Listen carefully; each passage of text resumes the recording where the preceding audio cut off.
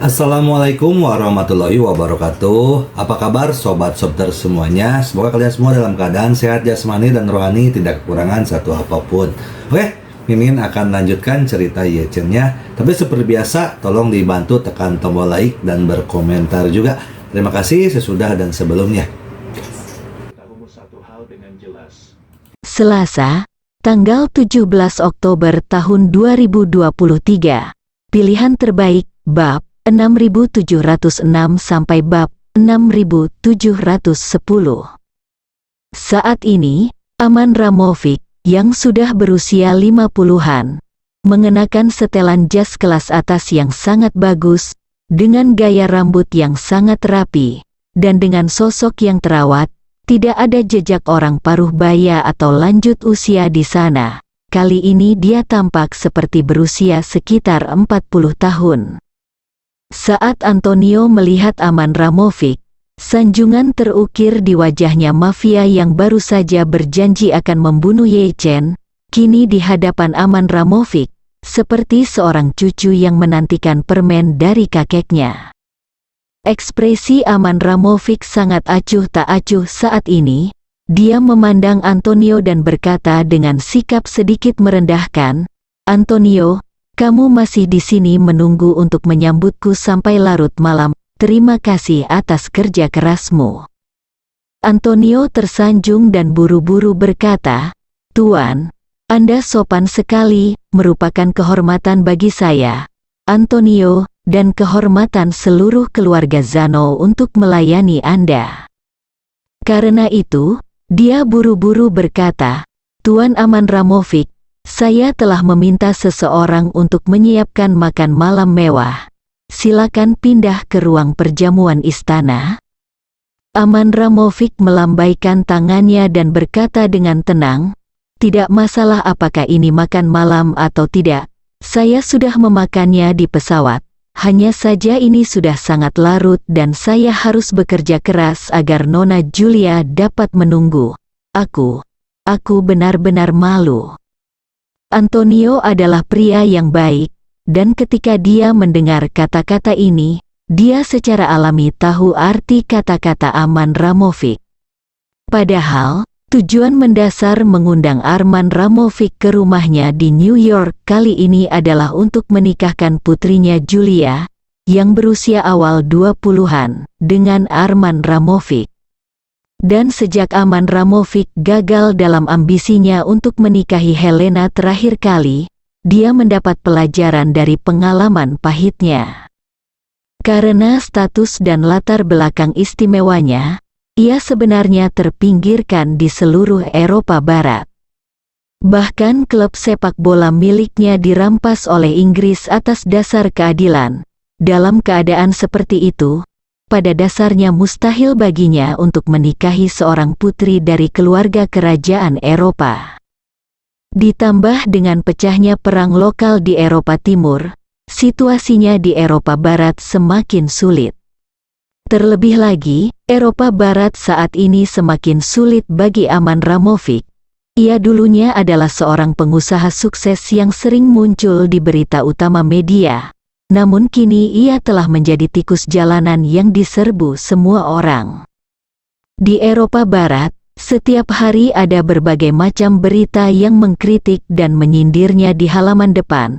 Selama dia disebutkan di TV, sesuatu yang buruk pasti akan terjadi, tidak peduli seberapa kuat psikologinya, dia tidak bisa mengatasinya, tercampur dalam serangkaian putaran seperti itu. Apalagi diabaikan dalam waktu lama membuat Aman Ramovic sendiri merasa tidak tertarik.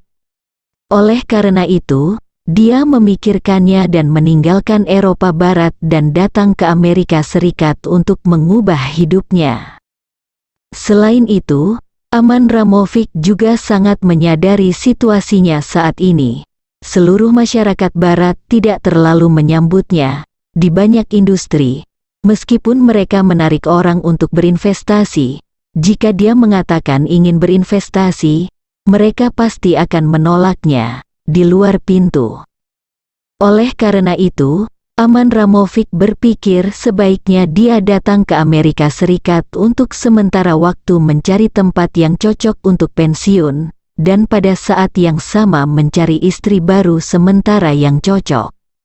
Baginya, Amerika Serikat adalah tempat yang baik di mana ia bisa maju, menyerang, mundur, dan bertahan.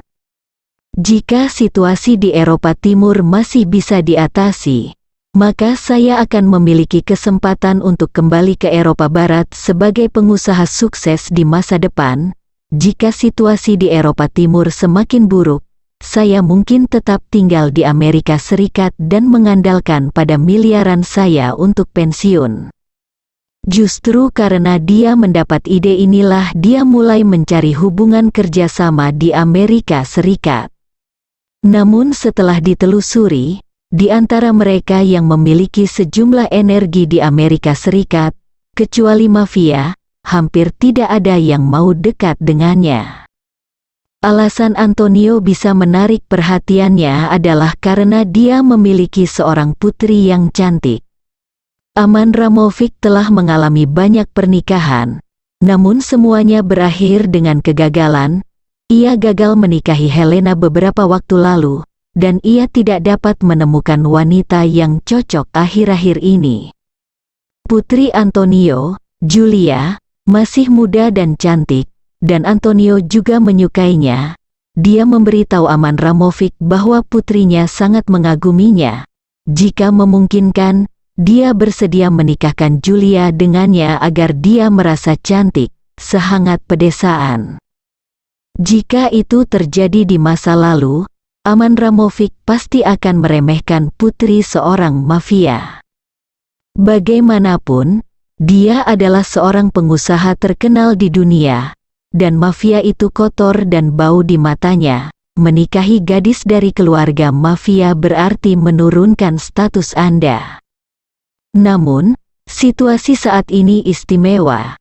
Di mata orang Eropa Barat, Eropa, dan Amerika, ia menjadi kotor, bau, dan tidak populer, sehingga menikahi mafia tidak begitu sulit untuk diterimanya. Apalagi Julia memang cantik, dia adalah gadis muda asal Italia, tingginya sekitar 178 cm. Gadis seperti itu cantik dan seksi, dan kuncinya adalah dia muda, tahun-tahun indahnya baru saja dimulai. Mampu hidup dengan kecantikan muda seperti itu masih menarik bagi Aman Ramovic. Lebih penting lagi, dia menemukan seseorang untuk menyelidiki latar belakang Julia. Meskipun dia adalah seorang gadis dari keluarga mafia, ternyata dia bersih dan berperilaku baik. Dikatakan bahwa dia bahkan tidak pernah punya pacar. Hal ini membuatnya Aman Ramovic menantikannya. Untuk itu, ia, seekor sapi tua, biasanya memakan rumput muda. Namun rumput lembut yang berwarna hijau, tanpa cacat, dan belum pertama kali dimakan ini agak langka baginya. Selain itu, meskipun Julia bukan putri dari keluarga kerajaan Eropa, ia tetap merupakan putri seorang bos mafia. Keluarga Antonio memiliki pengaruh besar di seluruh dunia bawah tanah New York. Jika ia menikahinya, ia pasti akan sulit diatur. New York, pergilah, dan media-media itu tidak akan pernah berani menulis artikel yang menyindir dan mengkritik saya. Bagaimanapun, dia adalah menantu mafia. Siapapun yang berani menulis laporan sembarangan bisa ditembak di jalan. Hari. Oleh karena itu, selama menikah dengan Julia dan menetap di New York, Aman Ramovic bisa hidup damai tanpa gangguan apapun. Karena alasan inilah dia menjadikan rumah Antonio sebagai perhentian pertamanya di Amerika Serikat.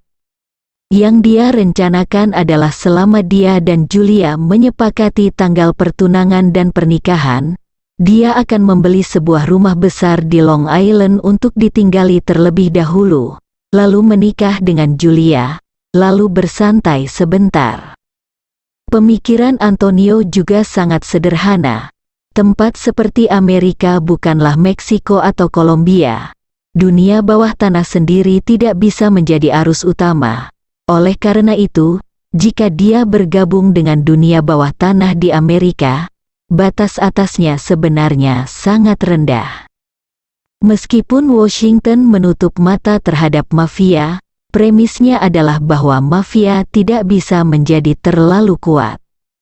Perasaan ini seperti membesarkan Shiba Inu di Washington, sejak lahir sudah memiliki ekspektasi psikologis terhadap ukurannya. Tidak apa-apa untuk mengatakan apakah anjing ini akan tumbuh dewasa.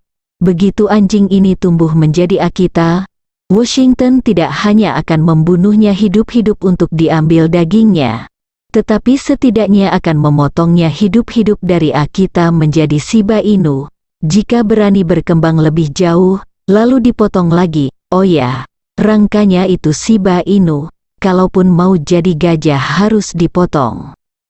Oleh karena itu, dalam hal ini, dia hanya dapat mencari bantuan untuk membantunya menemukan terobosan baru. Aman Lamovic, yang kaya raya dan ditinggalkan oleh seluruh masyarakat Eropa dan Amerika, tentu saja menjadi pilihan terbaiknya. Bersambung.